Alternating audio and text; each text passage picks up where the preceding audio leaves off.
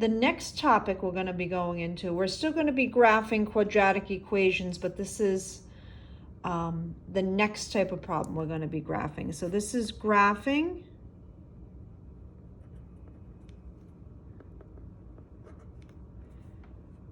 quadratic equations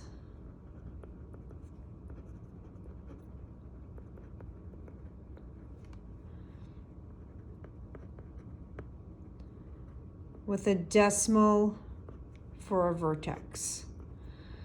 So all the vertices that we've found, all of them have been an integer, either a positive or negative number.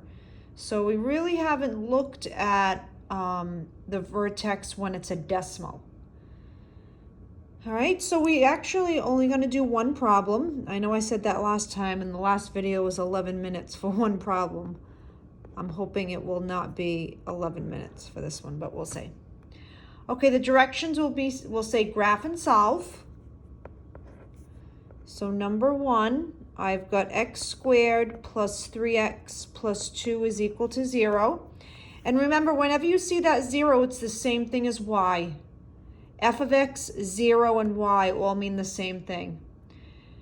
All right, let's find that vertex. It's going to be the first thing we do. That means we have to use that little formula of negative b over 2a. So remember, here's the standard form, ax squared plus bx plus c. That means a is 1, b is 3. So I'm going to take these numbers and substitute in. So this is going to be negative 3 over 2 times 1. Negative 3 over 2, that's giving us negative 1.5. So for my vertex, let's see where we're going to put this. Let's put it over here. My vertex is negative 1.5. Now let's find the y part. Remember, this is y, so I'm going to take this negative 1.5, put it in for x, and then we're going to find out what y is. So negative 1.5 squared plus 3 times negative 1.5 plus 2 is equal to y. So all I did is I took this negative 1.5, I put it in here, and I also put it in here. So let's do the work. Negative 1.5 squared is 2.25 positive. 3 times negative 1.5, that's giving us negative 4.5, and then plus 2. So if I do that math, 2.25 minus 4.5 plus 2, that's going to give us y is equal to, that should be a 5, negative 0.25. All right, so that's my vertex. So now let's make our table. So I'm going to set up the table here. All right, let's think about what values we're going to be substituting in. A common mistake would be decimals. We are not going to be substituting in decimals. Here's my number line. I still need to take a look at my x value. My x value is negative 1.5.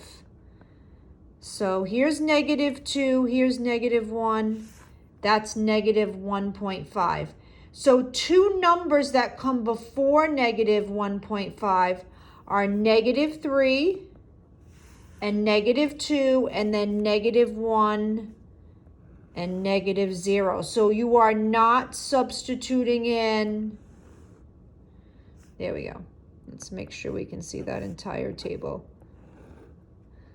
So I've got negative 3, negative 2, negative 1, and 0. And let's put that equation up here. I've got x squared plus 3x plus 2.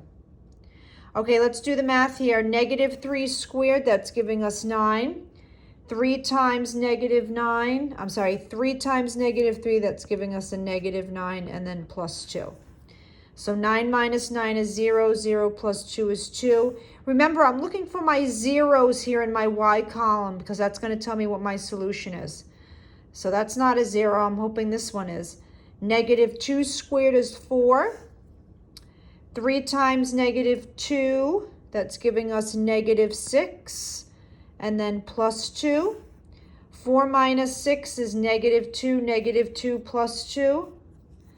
That's giving us 0. Perfect. That's exactly what I want. I like to see those zeros in the table. That tells me that's my solution. All right, let's substitute in negative 1. Negative 1 squared is 1. 3 times negative 1 is negative 3 plus 2. 1 minus 3 is negative 2. Negative 2 plus 2, perfect. 0, it's what I want. And then 0 squared is 0. 3 times 0 is 0. And then plus 2. Perfect. All right, let's graph it. So I'm going to go over here. I'm going to make my graph.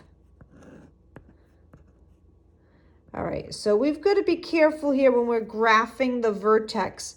I'm going to really leave some space in between each unit. I don't think we've got anything higher than a 3. So I'm really going to spread this out a little bit, only because I'm going to be graphing that vertex, which is a decimal.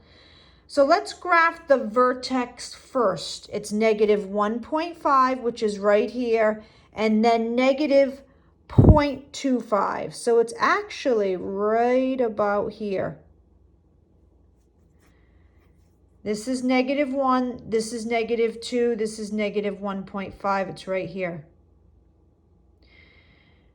Because this would be about negative 0.5, and then negative 0.25 is right there. So you got to be careful when you're graphing that. And then I've got negative 3, positive 2. Then I've got negative 2, 0. Then I've got negative 1, 0. And then I've got 0, 2. That point may be a little bit too high. I mean, I'm drawing this freehand. I mean, your graphs, I've been looking at all your graphs. Your graphs have looked really good. So we've graphed it. Now let's name the solution. So the solution here is, where does the graph cross the x-axis? It hits the x-axis at negative 2 and negative 1. And I knew that because in my table, my y's were 0, negative 2, negative 1. So it's 0 here, that means that's the solution. It's 0 here, that means that's the solution.